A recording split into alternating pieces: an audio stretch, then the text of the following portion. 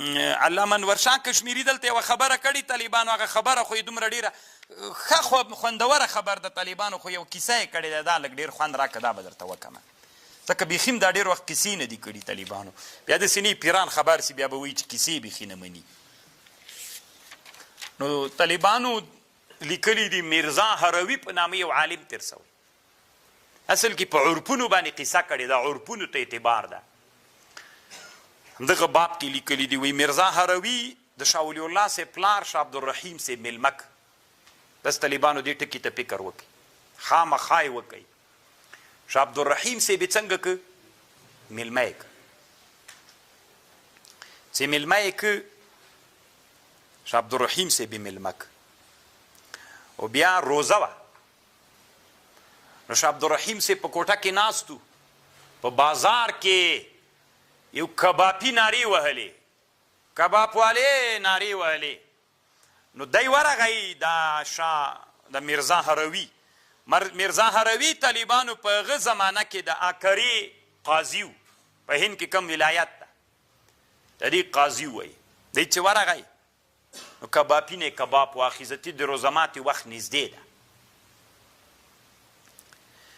نو چې تر واخیسته شاه عبدالرحیم رحمه الله هم غوږ ورته نیولی دی چې کباب اخلي، ارزانه یې ورکړه. چې ارزانه یې ورکړه نو هغه ورته ویلې څه ورته وایي، شاه عبدالرحیم رحمه الله ورته ویلې چې راننوته، وایي دا کباب خو د په څو واخیست، وایي په دومره، وایي دا په دومره روپۍ نه ده، قیمته ده، ولې ارزانه درکړه. میرزا هروي طالبانو بیرته وروته، شاه عبدالرحیم صاحب هم ورسره ورته ویلې ولې دې ارزانه راکړه. وی دا داسې چل ده چې نقشه راغلې ده په بازار کې، د ما په دوکان باندې د ما دوکان ړنګېږي، او تا ته مې د ارزانه ځکه درکړه چې ته بیا ما سره مراعات وکړې پکې. نو بیا ده ورته ویلي طالبانو، د میرزا هروي ورته ویلي ویلک لقد ابسطت علینا صومنا من رشوتک هذه، الله دې تا هلاک کي د موږ روزه دې ایله په رشوت باندې ماته کړله. ګوره طالبانو دا رشوت ده چې ماضي په پیسو کې د تا سره څوک کوي، مراعات کول کېږي، طالبانو دا رشوت ده. طالبانو انور شاه کشمیري څومره ښه خبر کړې ده، فهذه دیانت اهل المعقول. دا په هغه زمانه کې میرزا هروي څه ده طالبانو، دا سید زاهد بن اسلم الهروي دا سړی کوي طالبان، دا سړی چې ده طالبانو دا د اهل معقولو سړی و، یعنې د منطق والا سړی و.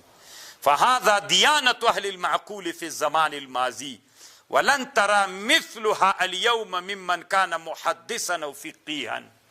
هغه زمانه کې د منطقیانو دومره لوی ایمان و طالبانو چې رشوت یې پیژانده، اوس به محدث و فقي پیدا نه، داسې تقوادار پیدا نه کې. فیا اسفا کیف انقلب الزمان ظهرا لبطل والله المستعان والله تعالی هو المستعان. اوس طالبانو تاسې ورته فکر وکړئ، الله عز وجل دې موږ په حال باندې اوس رحم وکړي. طالبانو هره ورځ میلمه، هره ورځ میلمه طالبانو، دا خو څه کوي طالبانو چې وړکی میلمه طالبانو، غټ سړی میلمه. قسم په الله که د الله دپاره میلمه کي که نه، چې د پلار زویم سي. رشوت څه رقم دی طالبانو، او دا یو لوی فساد د طالبانو چې دې ته هغه کېږي.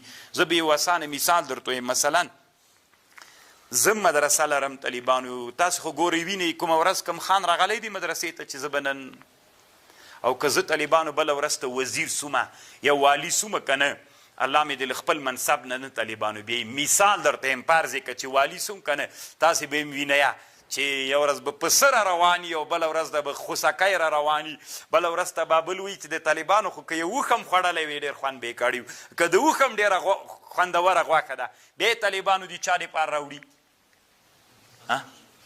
رشوت ته.